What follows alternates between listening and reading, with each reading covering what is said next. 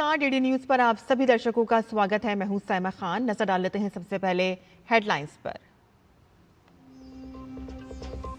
प्रधानमंत्री नरेंद्र मोदी आज कर्नाटक और तेलंगाना के दौरे पर रहेंगे। कई विकास परियोजनाओं का करेंगे शुभारंभ और शिलान्यास।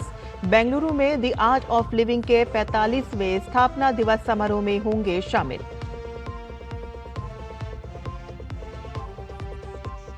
तमिलनाडु में टीवी के प्रमुख विजय आज लेंगे मुख्यमंत्री पद की शपथ। राज्यपाल ने 13 मई तक विश्वास मत प्राप्त करने के दिए निर्देश।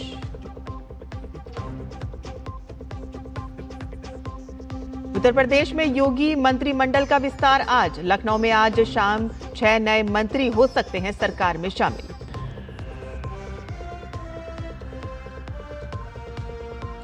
रूसी राष्ट्रपति पुतिन का बड़ा बयान, कहा कि अब अंत की ओर बढ़ा है यूक्रेन युद्ध। स्थायी शांति समझौते पर सहमति के बाद ही ज़ेलेंस्की से मुलाकात की संभावना जताई।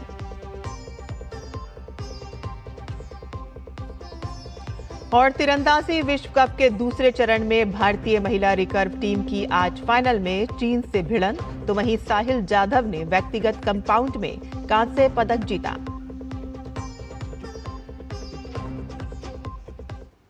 और अब समाचार विस्तार से। प्रधानमंत्री नरेंद्र मोदी आज कर्नाटक और तेलंगाना का दौरा करेंगे। पीएम बेंगलुरु में आर्ट ऑफ लिविंग के 45वें स्थापना दिवस समारोह में हिस्सा लेंगे। तेलंगाना में प्रधानमंत्री हजारों करोड़ रुपए की विकास परियोजनाओं का शुभारंभ और शिलान्यास करेंगे। विरासत भी विकास भी के विजन को आगे बढ़ाते हुए प्रधानमंत्री नरेंद्र मोदी दक्षिण भारत का दौरा करेंगे। प्रधानमंत्री पहले कर्नाटक पहुंचेंगे, जहां वो बेंगलुरु में द आर्ट ऑफ लिविंग के 45वें स्थापना दिवस समारोह में शामिल होंगे। संस्था के संस्थापक श्री श्री रविशंकर का 70वां जन्मोत्सव कार्यक्रम भी इस समारोह का हिस्सा है। आदरणीय प्रधानमंत्री मोदी जी आ रहे हैं। इस मौके पर उन्होंने लोकार्पण करनी है। हमारा जो ध्यान मंदिर है, सबसे बड़ा ध्यान मंदिर है, उसको, और 9 अलग अलग सेवा प्रकल्पों को भी वो चालू करवाएंगे।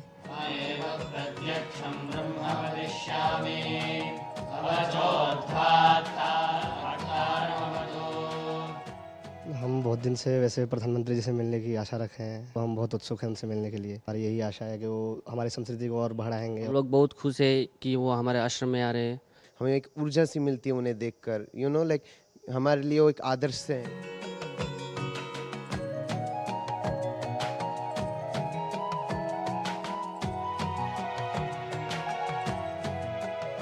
निश्चित तौर पर हम कह सकते हैं कि प्रधानमंत्री नरेंद्र मोदी का ये दौरा आध्यात्मिक चेतना, मानसिक स्वास्थ्य और सामाजिक सेवा के संदेश में नई ऊर्जा पैदा करने वाला हो। अपनी यात्रा के दूसरे चरण में प्रधानमंत्री हैदराबाद पहुंचेंगे। वहां प्रधानमंत्री लगभग 9,400 करोड़ रुपए की विकास परियोजनाओं का लोकार्पण और शिलान्यास करेंगे। प्रधानमंत्री वारंगल में पीएम मित्र पार्क का उद्घाटन करेंगे, जिसे काकतीय मेगा टेक्सटाइल पार्क के नाम से भी जाना जाता है। ये देश का पहला पूरी तरह कार्यशील पीएम मित्र पार्क होगा। इसके अलावा प्रधानमंत्री जिन परियोजनाओं का उद्घाटन और शिलान्यास करेंगे, उनमें NH 167 के 4 लेन के निर्माण का शिलान्यास, संगारेड्डी में जहीराबाद इंडस्ट्रियल एरिया की आधारशिला, रेलवे से जुड़ी लगभग 1,535 करोड़ रुपए की परियोजनाओं का उद्घाटन, इंडियन ऑयल के मलकापुर टर्मिनल का उद्घाटन शामिल है। ये जो जहीराबाद जो स्मार्ट सिटी के फॉर्मेशन में हुआ है, वो definitely Telangana as well as Karnataka को हेल्प करेगा। और उस कमिंग टू तेलंगाना जो भी जितने भी प्रोजेक्ट्स यहाँ पर लॉन्च किए, वारंगल हो, हैदराबाद हो, अदर रीजन्स, वो डेफिनेटली 9,000 करोड़ के ऊपर इन्वेस्ट किया गया है और उससे भी ज्यादा और पाइपलाइन में है। और डेफिनेटली ये इफेक्ट होगा पूरी जनता को, नॉट ओनली वन इंडस्ट्री, सभी वर्टिकल्स। प्राइम मिनिस्टर जी कहाँ कहाँ आते, बहुत अच्छा लगता है हमें। हम भी बहुत एक्साइटेड है, कब हम उन्हें देखें इस तरह से। प्रधानमंत्री हैदराबाद में अत्याधुनिक सिंधु हॉस्पिटल राष्ट्र को समर्पित करेंगे। 18 मंजिला इस कैंसर केंद्रित मल्टी सुपर स्पेशलिटी हॉस्पिटल में 1500 बेड, 29 आधुनिक ऑपरेशन थिएटर और कैंसर इलाज की अत्याधुनिक सुविधाएं मौजूद हैं। 1500 बिस्तरों वाला सिंधु अस्पताल एक गैर लाभकारी चिकित्सा संस्थान है। यहाँ पर खास तौर पे कैंसर की इलाज की सुविधा है। कैंसर की सर्जरी, कीमोथेरेपी, रेडिएशन के अलावा कैंसर से जुड़ी जो जांच की अत्याधुनिक मशीन यहाँ पर लगी है। आधुनिक चिकित्सा सुविधा से सुसज्जित यह संस्थान न केवल हैदराबाद बल्कि आसपास के लोगों के लिए भी एक वरदान साबित होने वाला है। प्रधानमंत्री हैदराबाद में विशाल जनसभा को भी संबोधित करेंगे। प्रधानमंत्री के दौरे को लेकर लोगों में जबरदस्त उत्साह है। मोदी जी को देखने के लिए, मोदी जी को सुनने के लिए उत्साह है पूरी तरह। और तेलंगाना जनता भी, क्योंकि हमारे को 8 सीट दिया है लास्ट चुनाव में, 50% सीट तेलंगाना में भारतीय जनता पार्टी को तेलंगाना जनता आशीर्वाद देकर हमारे को जिताया। फिर एक बात, नरेंद्र मोदी जी तेलंगाना जनता को धन्यवाद करेंगे। प्रधानमंत्री के दौरे से आर्थिक प्रगति को नई गति तो मिलेगी ही, साथ ही पर्यटन, कनेक्टिविटी और ऊर्जा के क्षेत्र में भी नई मजबूती आएगी। अध्यात्म से लेकर इंफ्रास्ट्रक्चर तक प्रधानमंत्री नरेंद्र मोदी के दौरे से विकास की नई परियोजनाओं की सौगात तो मिल ही रही है, रोजगार के नए अवसर भी खुलेंगे। जाहिर है दक्षिण भारत में विकास को नई रफ्तार मिलने वाली है। तेलंगाना से अपने सहयोगी नितेंद्र सिंह और डॉक्टर सुयश शर्मा के साथ शैलेंद्र मिश्र, डीडी न्यूज, बेंगलुरु। वर्ष 1981 में गुरुदेव श्री श्री रविशंकर द्वारा स्थापित द आर्ट ऑफ लिविंग संस्था 182 देशों तक अपनी पहचान बना चुकी है। प्रधानमंत्री के आगमन को लेकर श्री श्री रविशंकर से खास बातचीत की हमारी संवाददाता सुयश शर्मा ने। प्रधानमंत्री नरेंद्र मोदी बेंगलुरु में the art of living centre में आ रहे हैं। श्री श्री रविशंकर के the art of living centre को 45 वर्ष हो चुके हैं और इसकी वर्षगांठ पर प्रधानमंत्री नरेंद्र मोदी यहाँ आ रहे हैं। वहीं सबसे बड़ी बात ये भी हो जाती है कि श्री श्री रविशंकर जो कि फाउंडर हैं the art of living centre के, उनका जन्मोत्सव भी है, 70वां जन्मोत्सव है। डीडी न्यूज़ की तरफ से आपको हार्दिक शुभकामनाएं। हम चाहेंगे हमारे दर्शकों को ये बताएं कैसा आज आपको महसूस हो रहा है, क्योंकि जहाँ एक और आपका जो the art of living centre जिसको 45 वर्ष हो गए, एक बच्चे की तरह आपने उसका लालन पालन किया है, वहीं दूसरी ओर आपका भी जन्मोत्सव है, कैसा महसूस हो रहा है? हाँ, जब हम 24 साल के थे तो ये शुरू किया था। आज ये विश्वव्यापी संस्था बनी है। इसका पूरा श्रेय ईश्वर की कृपा से हुई है और जो कार्यकर्ता है, हमारे स्वयंसेवक है और प्रशिक्षक है, उनको जाता है। आदरणीय प्रधानमंत्री मोदी जी आ रहे हैं। इस मौके पर उन्होंने लोकार्पण करनी है। हमारा जो ध्यान मंदिर है, सबसे बड़ा ध्यान मंदिर है, उसको और 9 अलग अलग सेवा प्रकल्पों को भी वो चालू करवाएंगे, क्योंकि सेवा इस संस्था का एक अंग बना रहा। शुरू से ही जो है ग्रामीण क्षेत्रों में सेवा में संलग्न रहना, बच्चों की शिक्षा हो या विविध कार्यक्रम हो, वो सब चलता आ रहा है। इनके 25वां जो वर्षगांठ में भी प्रधानमंत्री जी आए थे, फिर 35वां वर्षगांठ दिल्ली में हुआ, तब भी आप आए थे। अभी 45वां में आ रहे हैं। सब में बहुत उत्साह है और महीने भर ये उत्साह से उत्सव कर रहे हैं। हम कहते हैं कि किसी भी बहाना लेके जीवन को उत्सव मनाओ। उत्साह की बात आपने की, हमने देखा यहाँ के वॉलेंटियर्स हों या छात्र हों गुरुकुल के, उनमें बेहद उत्साह है कार्यक्रम को लेके और बेहद तैयारियाँ भी की गई हैं। जिस तरीके का गुरुदेव माहौल है आज पूरे विश्व में, ऐसे में हम देखते हैं किस तरीके से प्रधानमंत्री नरेंद्र मोदी भारत का नेतृत्व कर रहे हैं। आप क्या कहना चाहेंगे, मेंटल पीस कितना मायने रखता है? हमारे आदरणीय प्रधानमंत्री जी ने जो लाइफ के लिए ये प्रोग्राम शुरू कराया, माने योग को उन्होंने दुनिया के स्तर पर स्वीकृत कराया, ये बहुत बड़ी बात है। अभी तक जो योग गुरु, योगाचार्य, योग प्रेमी योग तो करते आए हैं, जब उसको राजाश्रय मिला वो एकदम दुनिया के पलट पे बहुत बड़ा सा रूप लिया था उसने। ऐसे ही आध्यात्म और नूतन विज्ञान को साथ में लेके चलने का हमारे प्रधानमंत्री जी बहुत बड़े प्रेरणा स्रोत है, मैं समझता हूँ। और उनके द्वारा जो भारत को कहाँ से कहाँ पहुँचाए हैं, ये सच में चौंकाने वाली है, सराहनीय भी है। योजनाओं का आपने जिक्र किया या जो प्रकल्प आप शुरू कर रहे हैं, हम चाहेंगे थोड़ा सा उनके बारे में भी बताएं। जो मंदिर है उसका तो उद्घाटन करेंगे, साथ ही कौन सी वो खास प्रकल्प हैं जिनका अनावरण प्रधानमंत्री करेंगे?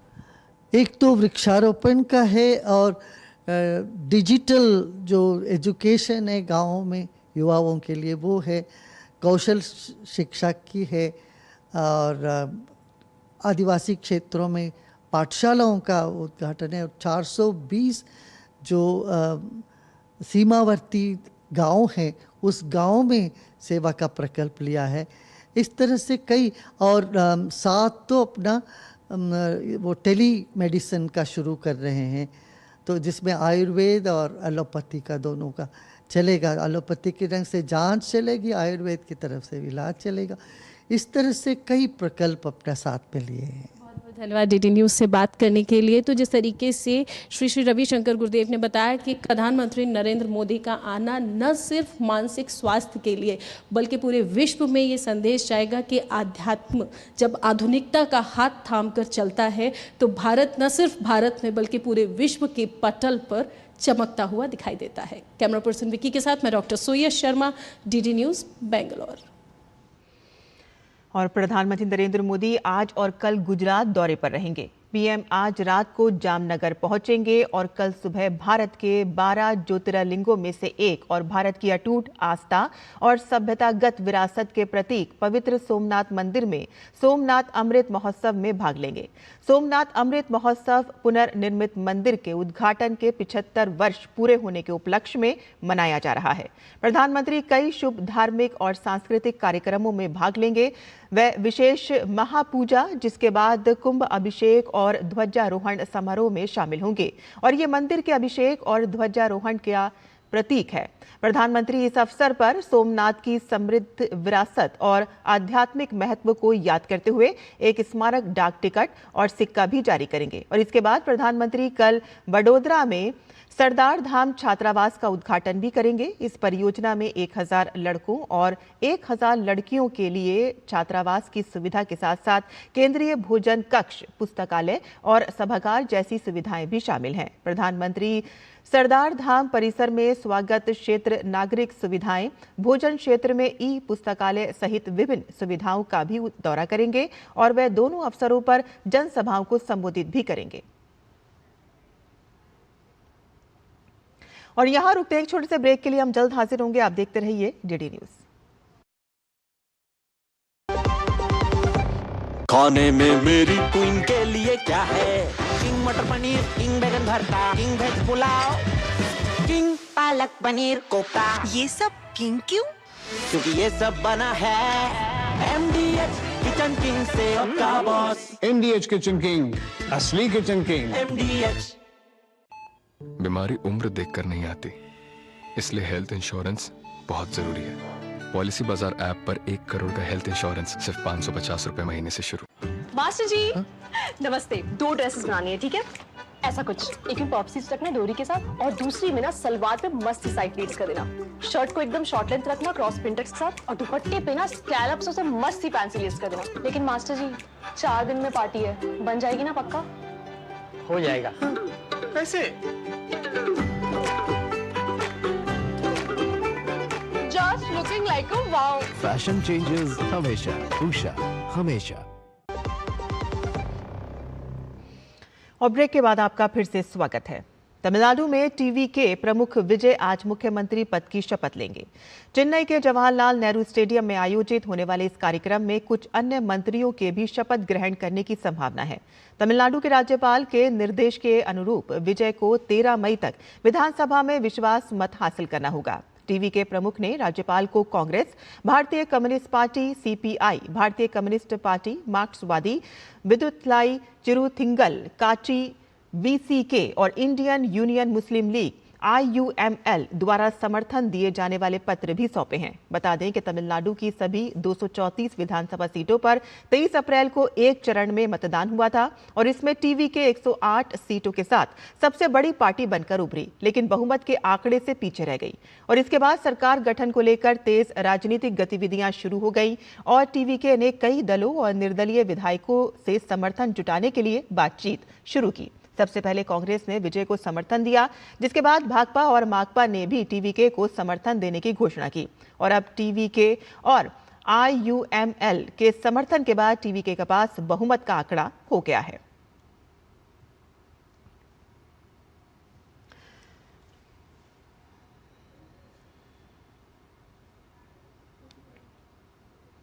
प्रधानमंत्री नरेंद्र मोदी की एक तस्वीर की खूब चर्चा हो रही है, जिसके नेतृत्व में भाजपा ने कभी असंभव से लगने वाले लक्ष्य को संभव कर डाला। वो बंगाल की जनता के सामने दंडवत होकर उनका आभार व्यक्त कर रहे हैं। जनशक्ति को नमन, प्रधानमंत्री का साष्टांग प्रणाम, ऐतिहासिक जनादेश के लिए आभार।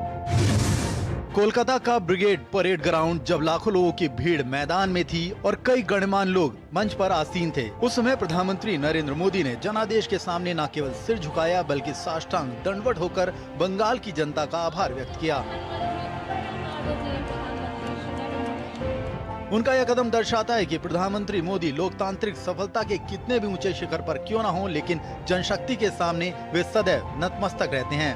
शुभेंदु अधिकारी के शपथ ग्रहण मंच पर पीएम मोदी का साष्टांग प्रणाम सोनार बांग्ला के उस संकल्प का अभिनंदन है जो ऐतिहासिक जनादेश के रूप में सामने आया है।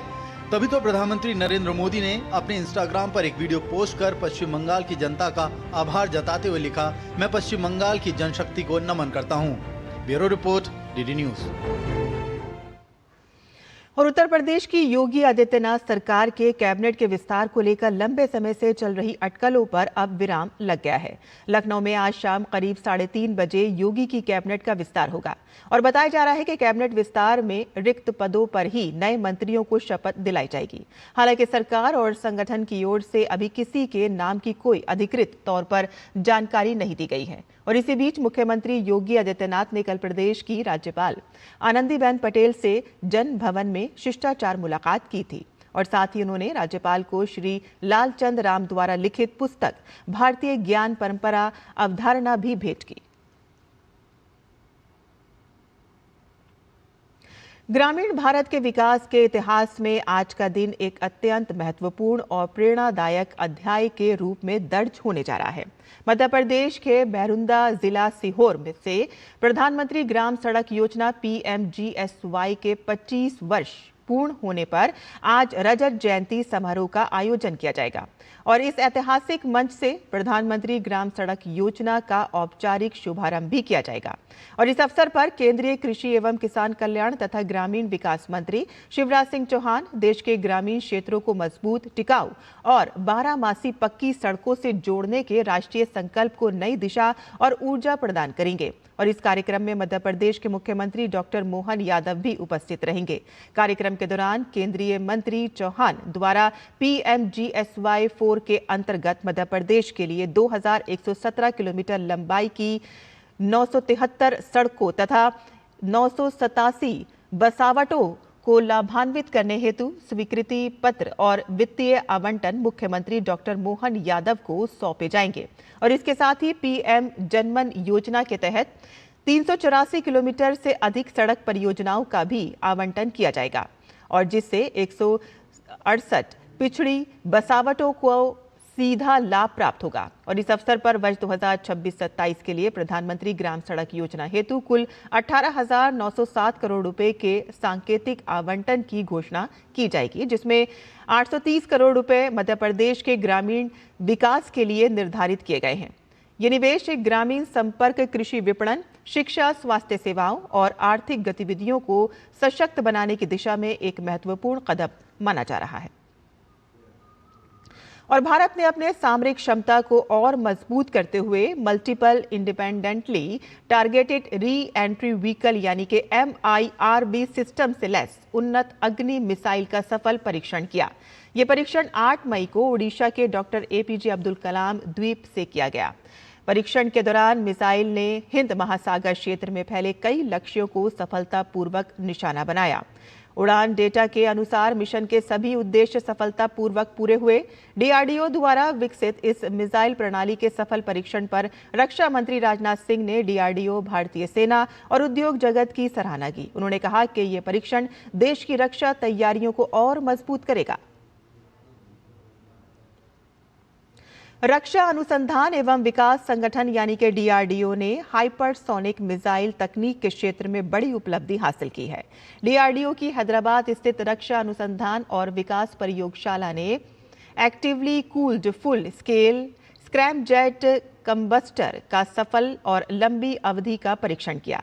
ये परीक्षण शनिवार को अत्याधुनिक स्क्रैमजेट कनेक्ट पाइप टेस्ट सुविधा में किया गया, जिसमें इंजन के 1200 सेकंड से अधिक समय तक सफल संचालन किया और इससे पहले जनवरी में 700 सेकंड का सफल परीक्षण किया गया था। डीआरडीओ के अनुसार यह तकनीक भारत के हाइपरसोनिक क्रूज मिसाइल कार्यक्रम के लिए मजबूत आधार साबित होगी और इस परीक्षण में स्वदेशी रूप से विकसित लिक्विड हाइबर कार्बन एंडोथर्मिक ईंधन, उच्च तापमान थर्मल बैरियर कोटिंग और उन्नत विनिर्माण तकनीकों का उपयोग किया गया है। रक्षा मंत्री राजनाथ सिंह ने इस उपलब्धि पर डीआरडीओ उद्योग साझेदारों और वैज्ञानिकों को बधाई दी। उन्होंने कहा कि ये उपलब्धि भारत को उभरती युद्ध तकनीकों और उन्नत एरोस्पेस क्षमताओं के क्षेत्र में नई मजबूती देगा। और अंतर्राष्ट्रीय खबरों की बात करें तो रूस के राष्ट्रपति व्लादिमीर पुतिन ने यूक्रेन के साथ चल रहे संघर्ष को लेकर एक बड़ा और सकारात्मक बयान दिया है। विजय दिवस विक्ट्री डे परेड के बाद मीडिया से बात करते हुए पुतिन ने कहा कि यूक्रेन के साथ जारी यह युद्ध अब अपने अंत की ओर है। हालांकि इस दौरान उन्होंने एक बार फिर पश्चिमी देशों, विशेषकर यूरोपीय देशों और अमेरिका पर युद्ध को भड़काने और यूक्रेन का इस्तेमाल रूस के खिलाफ करने का तीखा आरोप लगाया और इसके साथ ही उन्होंने कहा कि वो स्थायी शांति समझौते पर सहमति के बाद वो यूक्रेन के राष्ट्रपति ज़ेलेंस्की से किसी तीसरे देश में मुलाकात के लिए तैयार हैं। अब दुनिया की नज़र इस बात पर टिकी है कि क्या ये संघर्ष वास्तव में खत्म होने की दिशा में बढ़ रहा है या ये केवल एक राजनीतिक बयान है। विश्व स्वास्थ्य संगठन यानी कि WHO के महानिदेशक टेड्रोस एधनॉम घेब्रेयेसस ने स्पष्ट किया है कि हंता वायरस कोविड-19 की तरह नहीं है। स्पेन के ग्रानाडीला डे अबोना बंदरगाह पर आयोजित एक प्रेस कॉन्फ्रेंस में बोल रहे थे, जहां आज हंता वायरस से प्रभावित क्रूज शिप पहुंचने वाली है। घेब्रेयेसस ने कहा है कि कोविड-19 को लेकर लोगों की चिंता स्वाभाविक है, क्योंकि उसकी कड़वी यादें अभी भी लोगों के मन में ताज़ा हैं। फिलहाल स्वास्थ्य एजेंसियां स्थिति पर कड़ी नजर बनाए हुए हैं और किसी बड़े खतरे की संभावना नहीं है। और खेल की खबरों में तीरंदाजी विश्व कप के दूसरे चरण में स्वर्ण पदक के मुकाबलों में आज भारतीय महिला रिकर्व टीम का सामना चीन से होगा। भारतीय टीम ने रिकॉर्ड 10 बार की ओलंपिक चैंपियन दक्षिण कोरिया को हराकर फाइनल में स्थान बनाया था। दीपिका कुमारी, अंकिता भगत और कुमकुम मोहोत की टीम ने सेमीफाइनल में कोरिया को 5-1 से मात दी थी। भारत के युवा तीरंदाज साहिल जाधव ने चीन के शंघाई में आयोजित तीरंदाजी विश्व कप 2026 के दूसरे चरण में शानदार प्रदर्शन करते हुए पुरुष व्यक्तिगत कंपाउंड स्पर्धा में कांस्य पदक अपने नाम कर लिया है। महाराष्ट्र के 25 वर्षीय तीरंदाज जाधव ने कांस्य पदक के प्ले ऑफ मुकाबले में डेनमार्क के मार्टिन डैम्सबो को 147-144 से हराकर मौजूदा टूर्नामेंट में भारत को पहला पदक दिलाया। पिछले साल शंघाई में भारत ने कंपाउंड स्पर्धा में 5 पदक जीते थे। भारत आज प्रतियोगिता के समापन पर रिकर्व स्पर्धा में 2 और पदक जीतने का प्रयास करेगा। और आईपीएल में कल खेले गए मैच में गुजरात टाइटंस ने राजस्थान रॉयल्स को 77 रन से हरा दिया। 230 रन के लक्ष्य का पीछा करते हुए राजस्थान की टीम 16.3 ओवर में 152 रन पर आउट हो गई। गुजरात की ओर से राशिद खान ने 4 ओवर में 33 रन देकर 4 विकेट लिए। गुजरात ने पहले बल्लेबाजी करते हुए 20 ओवर में 4 विकेट पर 229 रन बनाए। कप्तान शुभमन गिल की टीम के लिए सर्वाधिक 84 रन बनाए और इस जीत के साथ ही गुजरात टाइटंस अंक तालिका में दूसरे स्थान पर पहुंच गई है। और इसी के साथ ही हमारा ये बुलेटिन यहीं खत्म होता है। आगे आप देखें नया सवेरा। मुझे अनुमति दें। नमस्कार।